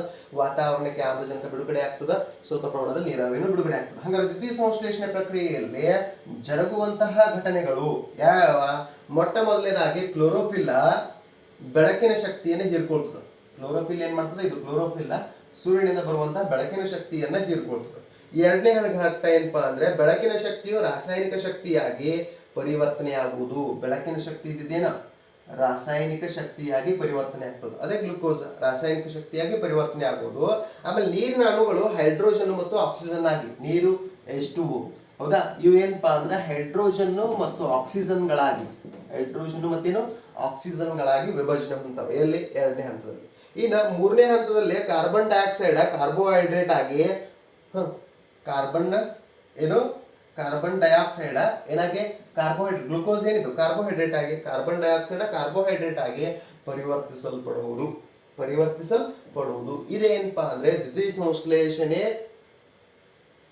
ಏನಪ್ಪಾ ಅಂದ್ರೆ ಘಟನೆ ಜರುಗುವಂತಹ ಹಂತಗಳು. ದ್ವಿತೀಯ ಸಂಶ್ಲೇಷಣೆ ಘಟನೆ ಜರುಗುವಂತಹ ಹಂತಗಳು. ಹಾಗಾದ್ರೆ ಇದಕ್ಕೆ ಏನಪ್ಪಾ ಅಂದ್ರೆ 1 ಅಂಕ, 1 ಅಥವಾ 2 ಅಂಕ ಇದೆ. ಹಂತಗಳಿಗೆ 2 ಅಂಕ ಇದೆ. ಇದಲ್ಲದೆ ಇನ್ನೊಂದು ಕ್ವಶನ್ ಇದೆ ಅಲ್ಲಿ, ಆ ಕ್ವಶನ್ ಯಾವ್ದಪ್ಪ ಅಂದ್ರೆ ಸಸ್ಯಗಳು ತ್ಯಾಜ್ಯ ಪದಾರ್ಥಗಳನ್ನ ಹೊರಹಾಕಲು ಬಳಸುವ ವಿಧಾನಗಳು ಯಾವುವು? ಸಸ್ಯಗಳು ತ್ಯಾಜ್ಯ ಪದಾರ್ಥಗಳನ್ನ ಹೊರಹಾಕಲಿಕ್ಕೆ ಬಳಸುವಂತಹ ವಿಧಾನಗಳು. ಹಂಗಾರೆ ಸಸ್ಯಗಳು ತ್ಯಾಜ್ಯ ಪದಾರ್ಥಗಳನ್ನ ಹೊರಹಾಕಲಿಕ್ಕೆ ಬಳಸುವಂತಹ ವಿಧಾನಗಳು ಯಾವಪ್ಪ ಅಂದ್ರೆ ಮೊಟ್ಟ ಮೊದಲೇದು ಎಲೆ ಉದುರಿಸುವಿಕೆ. ಸಸ್ಯಗಳು ತಮ್ಮ ವಿಸರ್ಜನೆಯನ್ನು ಹೆಂಗೆ ನಡೆಸ್ತಾವಪ್ಪ ಅಂದ್ರೆ ಎಲೆ ಉದುರಿಸುವಿಕೆ. ಒಂದನೇದು ಎಲೆ ಉದುರಿಸುವಿಕೆ, ತ್ಯಾಜ್ಯ ಪದಾರ್ಥಗಳನ್ನ ಹೊರಹಾಕಲಿಕ್ಕೆ ಬಳಸುವಂತಹ ವಿಧಾನ. ಎರಡನೇದು ಅಂಟು ಮತ್ತು ರಾಳಗಳನ್ನು ಉಂಟು ಮಾಡ್ತಾವೆ.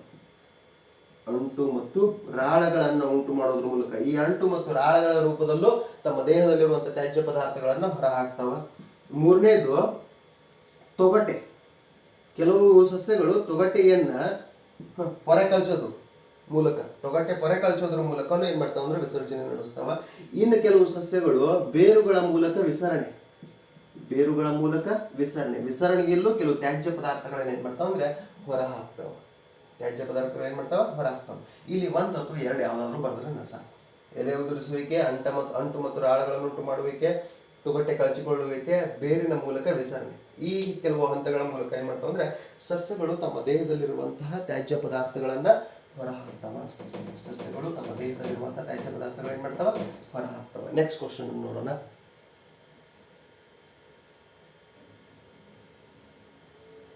ನೋಡ್ರಿ, ಸ್ತ್ರೀಯರಲ್ಲಿ ಫಲಿತಗೊಂಡ ಅಂಡವನ್ನು ಬರಮಾಡಿಕೊಳ್ಳಲು ಗರ್ಭಕೋಶವು ಹೇಗೆ ಸಿದ್ಧವಾಗುತ್ತದೆ? ಒಂದು ವೇಳೆ ಅಂಡವು ಫಲಿತಗೊಳ್ಳದಿದ್ದರೆ ಏನಾಗುತ್ತದೆ? ನೋಡ್ರಿ, ಸ್ತ್ರೀಯರಲ್ಲಿ ಫಲಿತಗೊಂಡ ಅಂಡವು ಬರಮಾಡಿಕೊಳ್ಳಲು ಗರ್ಭಾಶಯ, ಹೌದಾ, ಮೊಟ್ಟ ಮೊದಲು ಗರ್ಭಾಶಯದ ಒಳಸ್ತರಿ ಏನಿದೆ ಅಲ್ಲ ಅದು ಸ್ಪಂಜಿನಂತ ಆಗಿ ಹೆಚ್ಚು ರಕ್ತ ಸಂಚಾರ, ಹೆಚ್ಚು ಪೋಷಕಾಂಶಗಳನ್ನ ಪಡೆದುಕೊಳ್ಳಿಕ್ಕೆ ಪ್ರಾರಂಭಿಸ್ತದ. ಹೌದಾ, ಅಷ್ಟೇ ಅಲ್ಲ, ಏನಪ್ಪಾ ಅಂದ್ರೆ ಸರಾಗವಾಗಿ ಚಲಿಸ್ಲಿಕ್ಕೆ ಏನು ಅಂಡಾಶಯ ಎಲ್ಲಿ ಗರ್ಭಕೋಶಕ್ಕೆ ಸರಾಗವಾಗಿ ಚಲಿಸ್ಲಿಕ್ಕೆ ಯಾವ್ಯಾವ ಗ್ರಂಥಿಗಳು ಬಿಡುಗಡೆ ಬೇಕಲ್ಲ ಆ ಗ್ರಂಥಿಗಳನ್ನ ಬಿಡುಗಡೆ ಮಾಡಿಕೊಳ್ತದ. ಹೌದಾ, ಆಮೇಲೆ ಹೆಚ್ಚು ವಿಸ್ತಾರವಾದ ಪ್ರದೇಶವನ್ನು ಉಂಟು ಮಾಡ್ತದ. ಇವೆಲ್ಲ ಏನಪ್ಪಾ ಅಂದ್ರೆ ಅಂಡ ಫಲಿತಗೊಂಡ ನಂತರ ಬರಮಾಡಿಕೊಳ್ಳಿಕ್ಕೆ ಪೋಷಕಾಂಶಗಳನ್ನು ಪಡ್ಕೊಳ್ತದ, ಒಳಸ್ತರಿ ಸ್ಪಂಜಿನಂತ ಆಗ್ತದ, ರಕ್ತ ಸಂಚಾರ, ರಕ್ತನಾಳಗಳ ಮೂಲಕ ಪೋಷಕಾಂಶಗಳ ಪೂರೈಕೆ, ಇಂಥ ಎಲ್ಲಾ ರಚನೆಗಳನ್ನ ಉಂಟು ಮಾಡ್ಕೊಳ್ತದೆ. ಒಂದು ವೇಳೆ ಅಂಡ ಫಲಿತಗೊಳ್ಳದಿದ್ದರೆ ಆ ಅಂಡ ಸ್ಪಂಜಿನಂತಾದಂತಹ ರಚನೆ ಇವೆಲ್ಲ ಬಿರುಕು ಬಿಟ್ಟು, ಹೌದಾ, ದೇಹದಿಂದ ಹೊರ ಹಾಕಲ್ಪಡ್ತಾವ. ದೇಹದಿಂದ ತ್ಯಾಜ್ಯ ಪದಾರ್ಥಗಳ ರೂಪದಲ್ಲಿ ಹೊರ ಹಾಕಲ್ಪಡ್ತಾವ. ಅದನ್ನೇ ನಾವೇನ್ ಕರಿತೀವಿ ಅಂದ್ರೆ ಋತುಚಕ್ರ, ಮೆನ್ಸ್ಟ್ರುವಲ್ ಸೈಕಲ್, ಋತುಚಕ್ರ ಅಂತ ಕರಿತೀವಿ. ಏನಾಗುತ್ತದೆ? ಋತುಚಕ್ರ ಉಂಟಾಗುತ್ತದೆ. ಹೌದಾ. ಇನ್ನು ನೆಕ್ಸ್ಟ್ ಕ್ವಶನ್ ನೋಡಿ. Question number 37. ಜೀವಿಯೊಂದು ತನ್ನ ಜೀವಿತ ಕಾಲದಲ್ಲಿ ಗಳಿಸಿದ ಅನುಭವಗಳು ಮುಂದಿನ ಪೀಳಿಗೆಗೆ ಅನುವಂಶೀಯವಾಗುವುದಿಲ್ಲ ಎಂಬ ಪರಿಕಲ್ಪನೆಯನ್ನು ಒಂದು ನಿದರ್ಶನದ ಸಹಾಯದಿಂದ ವಿವರಿಸಿ. ಹೌದಾ. ನೋಡ್ರಿ, ಜೀವಿಯೊಂದು ತನ್ನ ಜೀವಿತ ಕಾಲದಲ್ಲಿ ಗಳಿಸಿದಂತ ಅನುಭವ ಆ ಜೀವಿಯ ದೇಹದಲ್ಲಿರುವಂತಹ ಏನಪ್ಪಾ ಅಂದ್ರೆ ಕ್ರೋಮೋಸೋಮ್ಗಳು, ವರ್ಣತಂತುಗಳು, ಆ ವರ್ಣತಂತುಗಳಲ್ಲಿರುವ ಡಿಎನ್ಎ ಅನುವಂಶೀಯ ವಸ್ತುಗಳು. ಆ ಡಿಎನ್ಎಯಲ್ಲಿ ಯಾವುದೇ ಬದಲಾವಣೆಯನ್ನು ತರೋದಿಲ್ಲ. ಯಾವ ಬದಲಾವಣೆ ಡಿಎನ್ಎ ಬದಲಾವಣೆ ತರ್ತದೋ ಅದು ಮಾತ್ರ ಮುಂದಿನ ಸಂತತಿಗೆ ವರ್ಗಾವಣೆ ಆಗ್ತದೆ. ಯಾಕಂದ್ರೆ ಮುಂದಿನ ಸಂತತಿಗೆ ವರ್ಗಾವಣೆ ಆಗೋದೇನು? ನಮ್ಮ ವರ್ಣತಂತುಗಳಲ್ಲಿರುವಂತಹ ಡಿಎನ್ಎ ಅನುವಂಶೀಯ ವಸ್ತುಗಳು ಮಾತ್ರ. ಅದಕ್ಕೆ ಜೀವಿಯೊಂದು ತನ್ನ ಜೀವಿತಾವಧಿಯಲ್ಲಿ ಗಳಿಸಿದ ಗುಣಲಕ್ಷಣಗಳು ಡಿಎನ್ಎಯಲ್ಲಿ ಯಾವುದೇ ಬದಲಾವಣೆ, ಡಿಎನ್ಎಲ್ಲಿರುವಂತಹ ಅನುವಂಶೀಯ ವಸ್ತುವಿನಲ್ಲಿ ಯಾವುದೇ ಬದಲಾವಣೆಯನ್ನು ತಂದಿರೋದಿಲ್ಲ. ಅದಕ್ಕೆ ಅದು ಮುಂದಿನ ಸಂತತಿಗೆ ವರ್ಗಾವಣೆ ಆಗೋದಿಲ್ಲ. ಇದನ್ನ ಒಂದು ಪರಿಕಲ್ಪನೆಯ ನಿದರ್ಶನದ ಸಹಾಯದಿಂದ ವಿವರಿಸಿ ಅಂತ ಕೇಳ್ತಾರೆ. ಹಾಗಾದ್ರೆ ಒಂದು ಇಲಿಯನ್ನ ತಗೊಳ್ತೀವಿ, ಮೊದಲನೇ ಸಂತತಿಯಲ್ಲಿ ಅದರ ಬಾಲವನ್ನು ಕಟ್ ಮಾಡ್ತೀವಿ, ಮುಂದಿನ ಸಂತತಿಯಲ್ಲೂ ಅದರ ಬಾಲವನ್ನು ಕಟ್ ಮಾಡ್ತೀವಿ. ಹೀಗೆ ಒಂದು 7-8 ಸಂತತಿಗಳವರೆಗೂ ಅದರ ಬಾಲವನ್ನು ಕಟ್ ಮಾಡ್ತೀವಿ. ಮತ್ತೆ 8ನೇ ಸಂತತಿಯನ್ನು ನೋಡಿದಾಗ ಅದು ಬಾಲವನ್ನ ಬೆಳೆಸ್ಕೊಳ್ತದೆ. ಯಾಕಂದ್ರೆ ನೀವು ಬಾಲ ಕಟ್ ಮಾಡಿದ್ದು ಅದರ ಡಿಎನ್ಎಯಲ್ಲಿ ಬದಲಾವಣೆ ತಂದಿಲ್ಲ. ಅದೇನಾದ್ರೂ ಡಿಎನ್ಎಲ್ಲಿ ಬದಲಾವಣೆ ತಂದಿತ್ತಂದ್ರೆ ಮುಂದಿನ ಸಂತತಿಗಳಲ್ಲಿ ಬಾಲ ಗಿಡ್ಡವಾಗಿಯೋ ಅಥವಾ ಬಾಲ ಇಲ್ಲದೆ ಜೀವಿ ಹುಟ್ಟುತ್ತಾ ಇತ್ತು. ಆದ್ರೆ ಆ ರೀತಿ ಬದಲಾವಣೆ ಆಗಿಲ್ಲ. ಇಲಿಯ ಬಾಲವನ್ನು ತಗೊಂಡು ಅಥವಾ ಮನುಷ್ಯನ ಮೆದುಳಿನ ಬೆಳವಣಿಗೆಯನ್ನು ತೆಗೆದುಕೊಂಡು ಅಥವಾ ಬಲಗೈ ಇಂತಹ ಅಂಶಗಳನ್ನು ತೆಗೆದುಕೊಂಡು ನಾವು ವಿವರಿಸಿದ್ರು ಜೀವಿತಾವಧಿಯಲ್ಲಿ ಗಳಿಸಿದ ಗುಣಲಕ್ಷಣಗಳು ಮುಂದಿನ ಪೀಳಿಗೆ ವರ್ಗಾವಣೆ ಆಗುವುದಿಲ್ಲ. ಒಂದು ಉದಾಹರಣೆ ಕೂಡ ಅಂತ ಹೇಳಿದ್ದಾರೆ. ನಾನು ಇಲಿಯ ಬಾಲವನ್ನು ಉದಾಹರಣೆ ತಗೊಂಡು ಹೇಳಿದೆ. ಹೌದಾ. ಇನ್ನು ನೆಕ್ಸ್ಟ್ ಕ್ವಶನ್ ನೋಡೋಣ.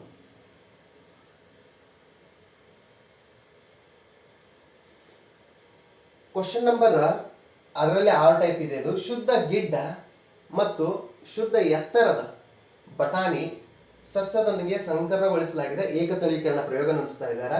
F2 ಪೀಳಿಗೆಯಲ್ಲಿ ದೊರೆಯುವ ಫಲಿತಾಂಶಗಳನ್ನು ಚಕ್ಕರ್ ಬೋರ್ಡ್ನಲ್ಲಿ ವ್ಯಕ್ತಪಡಿಸಿ ಮತ್ತು ದೊರೆತ ಸಸ್ಯಗಳ ವಿಧಗಳ ಅನುಪಾತವನ್ನು ತಿಳಿಸಿ. ಅಂದ್ರೆ ಹೆಚ್ಚು ಕಡಿಮೆ ಏನು ಏಕತಳೀಕರಣವನ್ನು ಪೂರ್ತಿಯಾಗಿ ವಿವರಿಸಿ ಅಂತ ಹೇಳಿದ್ದಾರೆ. ಹಾಗಾದ್ರೆ ಏಕತಳೀಕರಣ ಅಂದ್ರೆ ಏನು? ಹೌದಾ. ಒಂದು ಲಕ್ಷಣಕ್ಕೆ ಸಂಬಂಧಿಸಿದಂತಹ 2 ಭಿನ್ನ ರೂಪಗಳನ್ನು ಸಂಕರಿಸುವಂತಹ ಪ್ರಕ್ರಿಯೆನೇ ಏಕತಳೀಕರಣ. ಏನು? ಒಂದು ಲಕ್ಷಣ ಯಾವುದು? ಕಾಂಡದ ಎತ್ತರ. ಇಲ್ಲಿ ಲಕ್ಷಣ ಕಾಂಡದ ಎತ್ತರ ಏನಿದಾವೆ? 2 ರೀತಿ ಇದಾವೆ. ಒಂದು ಗಿಡ್ಡ ಇದೆ, ಒಂದು ಉದ್ದ ಇದೆ. ಒಂದು ಗಿಡ್ಡ ಇದೆ, ಒಂದು ಎತ್ತರ ಇದೆ, ಅಂದ್ರೆ ಉದ್ದ ಇದೆ. ಹೌದಾ. ಈ ಕಾಂಡದ ಎತ್ತರದ ಆಧಾರದ ಮೇಲೆ ಒಂದು ಲಕ್ಷಣಕ್ಕೆ ಸಂಬಂಧಿಸಿದಂತಹ 2 ಭಿನ್ನ ರೂಪಗಳನ್ನು ಸಂಕರಿಸುವಂತಹ ಪ್ರಕ್ರಿಯೆನೇ ಏಕತಳೀಕರಣ. ಹಾಗಾದ್ರೆ ಎತ್ತರದ ಸಸ್ಯಗಳನ್ನು ನಾನು ಇಲ್ಲಿ ಏನ್ ಮಾಡ್ತೀನಿ ಅಂದ್ರೆ ಕ್ಯಾಪಿಟಲ್ ಟಿ ಅಂತ ತಗೊಳ್ತೀನಿ. ಶುದ್ಧ ಗಿಡ್ಡ ಸಸ್ಯಗಳನ್ನ ಸ್ಮಾಲ್ ಟಿ ಅಂತ ತಗೋತೀನಿ. ಏಕತಳೀಕರಣದಲ್ಲಿ ಇವು ಎರಡೂದನ್ನು ಪರಕೀಯ ಪರಾಗಸ್ಪರ್ಶಕ್ಕೆ ಒಳಪಡಿಸ್ತೀನಿ. ಹಾಗಾದ್ರೆ ಮೊದಲನೇ ತಳಿ ಪೀಳಿಗೆಯಲ್ಲಿ, ಫಸ್ಟ್ ಫೈಲಿಯಲ್ ಜನರೇಷನ್, ಮೊದಲನೇ ತಳಿ ಪೀಳಿಗೆಯಲ್ಲಿ ಎಲ್ಲ ಸಸ್ಯಗಳು ಎತ್ತರ ಸಸ್ಯಗಳಾಗಿರ್ತವೆ. ಎಲ್ಲ ಸಸ್ಯಗಳು ಏನಾಗಿರ್ತಾವ? ಎತ್ತರ ಸಸ್ಯಗಳಾಗಿರ್ತವೆ. ಮತ್ತೆ ಈ ಸಸ್ಯಗಳನ್ನ ಸಿಕ್ಕಂತಹ ಬೀಜಗಳನ್ನ ಮುಂದಿನ ಋತುವಿನಲ್ಲಿ ಬಿತ್ತೀನಿ. ಋತುವಿನಲ್ಲಿ ಬಿತ್ತಿದಾಗ ಮುಂದಿನ ಋತುವಿನಲ್ಲಿ ಏನ್ ಮಾಡ್ತೀನಿ ಅಂದ್ರೆ ಈ ಎತ್ತರ ಸಸ್ಯಗಳ ನಡುವೆ ಎತ್ತರ ಸಸ್ಯಗಳನ್ನ ಸ್ವಕೀಯ ಪರಾಗಸ್ಪರ್ಶಕ್ಕೆ ಒಳಪಡಿಸ್ತೀನಿ. ಮೊದಲು ಪರಕೀಯ ಪರಾಗಸ್ಪರ್ಶಕ್ಕೆ ಒಳಪಡಿಸಿದ್ದೆ, ಈಗ ಸ್ವಕೀಯ ಪರಾಗಸ್ಪರ್ಶ. ನಿಮ್ಗೆ ಗೊತ್ತಿದೆ ಪರಕೀಯ ಪರಾಗಸ್ಪರ್ಶ ಅಂದ್ರೇನು, ಸ್ವಕೀಯ ಪರಾಗಸ್ಪರ್ಶ. ಸ್ವಕೀಯ ಪರಾಗಸ್ಪರ್ಶ ಒಂದು ಹೂವಿನ ಪುಂಕೇಸರಗಳನ್ನ ಅದೇ ಹೂವಿನ ಅಥವಾ ಅದೇ ಗಿಡದ ಬೇರೊಂದು ಅಂಡಾಶಯಕ್ಕೆ ವರ್ಗಾವಣೆ ಮಾಡುವಂತಹ ಪ್ರಕ್ರಿಯೆನೇ ಸ್ವಕೀಯ ಪರಾಗಸ್ಪರ್ಶ. ಒಂದು ಹೂವಿನ ಪುಂಕೇಸರಗಳನ್ನ ಬೇರೊಂದು ಗಿಡದ ಅಂಡಾಶಯಕ್ಕೆ ವರ್ಗಾವಣೆ ಮಾಡುವಂತಹ ಪ್ರಕ್ರಿಯೆನೇ ಪರಕೀಯ ಪರಾಗಸ್ಪರ್ಶ. ಹಾಗಾದ್ರೆ ಇಲ್ಲಿ ಏನಾಗ್ತಾವ ಅಂದ್ರೆ ನಮಗೆ 4 ರೀತಿ ರಿಸಲ್ಟ್ ಸಿಗ್ತಾವ. ಕೆಲವು ಎತ್ತರ ಸಸ್ಯಗಳು ಇರ್ತಾವ, ಕೆಲವು ಏನಪ್ಪಾ ಅಂದ್ರೆ ಗಿಡ್ಡ ಸಸ್ಯಗಳು ಇರ್ತಾವ. ಈ ರೀತಿಯಾದಂತಹ ರಿಸಲ್ಟ್ ಸಿಗ್ತಾವ. ಹಾಗಾದ್ರೆ ಎರಡನೇ ತಳಿ ಪೀಳಿಗೆಯಲ್ಲಿ ಸಿಕ್ಕಂತಹ ಏನಪ್ಪಾ ಅಂದ್ರೆ ರಿಸಲ್ಟ್ಸ್ ಏನಿದಾವಲ್ಲ, ಇದನ್ನ ಚಕ್ಕರ್ ಬೋರ್ಡ್ ನ ಸಹಾಯದಿಂದ ತೋರಿಸ್ರಿ ಅಂತ ಹೇಳಿದಾರೆ. ಹಾಗಾದ್ರೆ ಚಕ್ಕರ್ ಬೋರ್ಡ್ ನೋಡ್ರಿ ಈ ರೀತಿ ಬರ್ತದೆ. ಇವೇನಪ್ಪಾ ಅಂದ್ರೆ ಲಿಂಗಾಣು. ಇವೇನು ಲಿಂಗಾಣು. Capital T small T, capital T small T. ಹಾಗಾದ್ರೆ ಕ್ಯಾಪಿಟಲ್ ಟಿ ಏನಾಯ್ತು? 2 ಕ್ಯಾಪಿಟಲ್ ಟಿ ಬಂದು ಎತ್ತರ. ಆಮೇಲೆ ಕ್ಯಾಪಿಟಲ್ ಟಿ ಸ್ಮಾಲ್ ಟಿ ಇದು ಕೂಡ ಎತ್ತರ. ಆಮೇಲೆ ಇದು ಕ್ಯಾಪಿಟಲ್ ಟಿ ಇದೆ, ಇಲ್ಲಿ ಏನಿದೆ ಸ್ಮಾಲ್ ಟಿ ಇದೆ, ಇದು ಕೂಡ ಏನು ಎತ್ತರ. ಆಮೇಲೆ ಇಲ್ಲಿ ಸ್ಮಾಲ್ ಟಿ ಇದೆ, ಇಲ್ಲೂ ಕೂಡ ಏನಿದೆ ಸ್ಮಾಲ್ ಟಿ ಇದೆ. ಇದೇನಪ್ಪಾ ಅಂದ್ರೆ ಗಿಡ್ಡ. ಇದೇನಪ್ಪಾ ಅಂದ್ರೆ ಏಕತಳೀಕರಣದ ಚಕ್ಕರ್ ಬೋರ್ಡ್. ಹಾಗಾದ್ರೆ ಅನುಪಾತಗಳ ಚಕ್ಕರ್ ಬೋರ್ಡ್ ನಲ್ಲಿ ವ್ಯಕ್ತಪಡಿಸಿ ಮತ್ತು ದೊರೆತ ಸಸ್ಯಗಳ ವಿಧಗಳನ್ನು ಅನುಪಾತದಲ್ಲಿ ತಿಳಿಸಿ. ಹಾಗಾದ್ರೆ ಏಕತಳೀಕರಣದ ವ್ಯಕ್ತರೂಪ, ಏಕತಳೀಕರಣದ ವ್ಯಕ್ತರೂಪ ಎಷ್ಟಪ್ಪ ಅಂದ್ರೆ 3:1. ಆಮೇಲೆ ಏಕತಳೀಕರಣದ ಜೀನ್ನ ನಮೂನೆ 1:2:1, 1:2:1. ಇದೇನಪ್ಪಾ ಅಂದ್ರೆ ಏಕತಳೀಕರಣಕ್ಕೆ ಸಂಬಂಧಪಟ್ಟಂತಹ ಪ್ರಯೋಗ. ವೆರಿ ಸಿಂಪಲ್ ಆದ್ದು, ಹೌದಾ? 3 ಅಂಕದ ಪ್ರಶ್ನೆ. ಎಷ್ಟು ಅಂಕದ್ದು? 3 ಅಂಕದ ಪ್ರಶ್ನೆ. ಇದನ್ನು ಪಾಠ ಹೇಳ್ಬೇಕಾದ್ರೂ ಹೇಳಿದ್ದೀನಿ, ಮತ್ತೆ ವಿವರಿಸುವಂತ ಕೆಲಸ ಮಾಡಿದ್ದೀನಿ. ಬೇಕಾದ್ರೆ ನೋಟ್ ಡೌನ್ ಮಾಡ್ಕೊಳ್ಬಹುದು. ವಿಡಿಯೋನ ಪಾಸ್ ಮಾಡಿ ನಿಮಗೆಲ್ಲ ಅವಶ್ಯಕತೆ ಅನಿಸ್ತದಲ್ಲ ಅಲ್ಲೆಲ್ಲ ನೋಟ್ ಡೌನ್ ಮಾಡ್ಕೊಳ್ತಾ ಹೋಗ್ತೀನಿ. ಹೌದಾ? ಈಗ ನೆಕ್ಸ್ಟ್ ಕ್ವಶನ್ ಅನ್ನು ನೋಡೋಣ.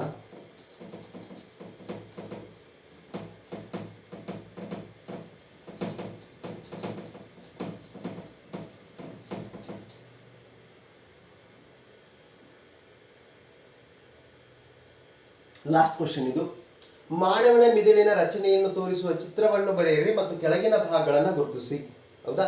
ಇದೇನಪ್ಪಾ ಅಂದ್ರೆ last question, very important question. ಏನಪ್ಪಾ ಅಂದ್ರೆ 4 ಅಂಕದ ಪ್ರಶ್ನೆ. ಬಯಾಲಜಿಯಲ್ಲಿ ಇದು ಒಂದೇ 4 ಅಂಕದ ಪ್ರಶ್ನೆ. ಮಾನವನ ಮಿದುಳಿನ ರಚನೆಯನ್ನು ತೋರಿಸುವ ಚಿತ್ರವನ್ನು ಬರೆಯಿರಿ, ಕೆಳಗಿನ ಭಾಗಗಳನ್ನು ಗುರುತಿಸಿ. ಯಾವ ಕೆಳಗಿನ ಭಾಗಗಳನ್ನ? ಒಂದು ಅನುಮಸ್ತಿಷ್ಕ, ಇನ್ನೊಂದು ಮಧ್ಯ ಮಿದುಳು. ಒಂದು ಅನುಮಸ್ತಿಷ್ಕ, ಮತ್ತೊಂದು ಯಾವುದು?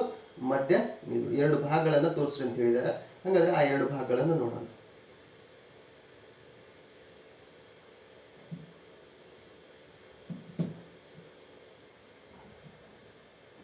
ನೋಡ್ರಿ, ಇದು ಏನಪ್ಪಾ ಅಂದ್ರೆ ಮಾನವನ ಮೆದುಳು. ಹೌದಾ? ಇಷ್ಟೆಲ್ಲ ಪಾರ್ಟನ್ನ ನಾವೇನು ಕರಿತೀವಿ ಅಂದ್ರೆ ಮುಮ್ಮೆದುಳು ಅಂತ ಕರಿತೀವಿ. ಇಷ್ಟೇ ಭಾಗವನ್ನ ಮಧ್ಯ ಮೆದುಳು ಅಂತ ಕರಿತೀವಿ. ಈ ಭಾಗವನ್ನ ಹಿಮ್ಮೆದುಳು ಅಂತ ಕರಿತೀವಿ. ಹೌದಾ? ಆಮೇಲೆ ಏನೋ ಹೈಪೋಥಾಲಮಸ್, ಪಿಟ್ಯುಟರಿ ಗ್ರಂಥಿ. ಹಿಮ್ಮೆದುಳಿನಲ್ಲಿ 3 ಭಾಗಗಳು ಬರ್ತಾವ: ಪಾನ್ಸ, ಮೆಡುಲಾ ಅಬ್ಲಾಂಗೇಟ ಮತ್ತು ಮೆದುಳು ಬಳ್ಳಿ. ಹೌದಾ? ಪಾನ್ಸ, ಮೆಡುಲಾ ಅಬ್ಲಾಂಗೇಟ ಮತ್ತು ಅನುಮಸ್ತಿಷ್ಕ. ಹೌದಾ? ಮಹಾಮಸ್ತಿಷ್ಕ ಮುಮ್ಮೆದುಳಿನಲ್ಲಿ ಬರ್ತದ, ಅನುಮಸ್ತಿಷ್ಕ ಹಿಮ್ಮೆದುಳಿನಲ್ಲಿ ಬರ್ತದ. ಈ ಭಾಗ ಏನ್ ಕಾಣಿಸ್ತಾ ಇದೆ ಇದೇನಪ್ಪಾ ಅಂದ್ರೆ ಅನುಮಸ್ತಿಷ್ಕ. ಹಂಗಾದ್ರೆ ಮಹಾಮಸ್ತಿಷ್ಕ ನಮ್ಮ ಮೆದುಳಿನ 80% ಭಾಗವನ್ನು ಕವರ್ ಮಾಡಿದ್ದೆ ಯಾವುದು? ಮಹಾಮಸ್ತಿಷ್ಕ. ಆಮೇಲೆ ಮಹಾಮಸ್ತಿಷ್ಕ ಒಂದು ರಕ್ಷಾ ಕವಚ ಇದೆ, ಅದನ್ನ ನಾವು ನ್ಯಾಚುರಲ್ ಹೆಲ್ಮೆಟ್ ಅಂತ ಕರಿತೀವಿ, ಕಪಾಲ ಅಥವಾ ತಲೆಬುರುಡೆ. ಹಾಗಾದ್ರೆ ಇಲ್ಲಿ 2 ಭಾಗಗಳನ್ನ ಅವ್ರು ಕೇಳಿದ್ರು. ಒಂದು ಅನುಮಸ್ತಿಷ್ಕ, ಈ ಭಾಗ ಅನುಮಸ್ತಿಷ್ಕ, ಇಲ್ಲಿ ಗುರುತಿಸ್ಬಿಟ್ರೆ ಅನುಮಸ್ತಿಷ್ಕ ಅವ್ರು ತೋರಿಸಿದ್ದಾರೆ. ಇಲ್ಲಿದೆ ನೋಡ್ರಿ ಅನುಮಸ್ತಿಷ್ಕ, ಕೆಳಗಡೆ ತೋರಿಸಿದ್ದಾರೆ, ನೀವು ಸೈಡ್ ತೋರಿಸ್ರಿ ಅನುಮಸ್ತಿಷ್ಕ. ಆಮೇಲೆ ಇನ್ನೊಂದು ಮಧ್ಯ ಮೆದುಳು ಕೇಳಿದ್ದಾರೆ. ಹಾಗಾದ್ರೆ ಮಧ್ಯ ಮೆದುಳು ಒಂದು ಕ್ಲಿಯರ್ ಆಗಿ ತೋರಿಸಿದ್ದಾರೆ ನೋಡಿ, ಮಧ್ಯ ಮೆದುಳು. ಈ 2 ಭಾಗಗಳನ್ನ ಏನ್ ಮಾಡ್ರಿ ಚಿತ್ರ ಬಿಡಿಸಿ ತೋರಿಸು ಅಂತ ಹೇಳಿದ್ರು. ಮ್ಯಾಕ್ಸಿಮಮ್ ಆಗಿ ಹೃದಯ ಕೇಳ್ತಿರ್ತಾರ, ಅದ್ರ ಸಪ್ಲಿಮೆಂಟರಿ ಎಕ್ಸಾಮ್ ಆಗಿರೋದ್ರಿಂದ 4 ಅಂಕಕ್ಕೆ ಮೆದುಳನ್ನ ಕೇಳಿದ್ದಾರೆ. ಹೌದಾ? ಹಾಗಾದ್ರೆ ಇನ್ನು 2023ರಲ್ಲಿ ಬರುವಂತ ಏಪ್ರಿಲ್ ನಲ್ಲಿ ಮೆದುಳನ್ನು ಕೇಳುವಂಥ ಚಾನ್ಸಸ್ ಕಡಿಮೆ. ಈಗಲೇ ಪ್ರೆಡಿಕ್ಟ್ ಮಾಡ್ಲಿಕ್ಕೆ ಸ್ಟಾರ್ಟ್ ಮಾಡಬೇಕು. ಹಿಂದಿನ ವರ್ಷದ 2 ಕ್ವಶನ್ ಪೇಪರ್ ತಗೊಂಡು ಮುಂದಿನ ವರ್ಷ ಯಾವ ಕ್ವಶನ್ಗಳು ಬರ್ಬೋದು, ಹೌದಾ? ಆ ರೀತಿಯಾಗಿ ನಾನು ಮತ್ತೆ ಮುಂದೆ ನಿಮಗೂ ಗೈಡ್ ಮಾಡ್ತಾ ಹೋಗ್ತೀನಿ, ಹೌದಾ? ಮತ್ತೆ ಯಥಾವತ್ತಾದ ಡೈಲಾಗು ಏನು ಡೈಲಾಗಪ್ಪ ಅಂದರೆ, ಈ ವಿಡಿಯೋಗಳು ನಿಮ್ಗೆ ಇಷ್ಟ ಆಗಿದ್ರೆ ನಿಮ್ಮ ಫ್ರೆಂಡ್ಸ್ಗೆ ಶೇರ್ ಮಾಡಿರಿ, ಸಬ್ಸ್ಕ್ರೈಬ್ ಮಾಡಿರಿ. ಆದಷ್ಟು ಗ್ರೂಪ್ಸ್ ಏನು ವಾಟ್ಸಪ್ ಗ್ರೂಪ್ ಮಾಡಿದ್ರಲ್ಲ ನಿಮ್ಮ 10th ಸ್ಟ್ಯಾಂಡರ್ಡ್ನ ಫ್ರೆಂಡ್ಸನ್ನು ಸೇರಿಸ್ರಿ ಅಂತ ಹೇಳ್ತಾ ಥ್ಯಾಂಕ್ ಯು ಸೋ ಮಚ್.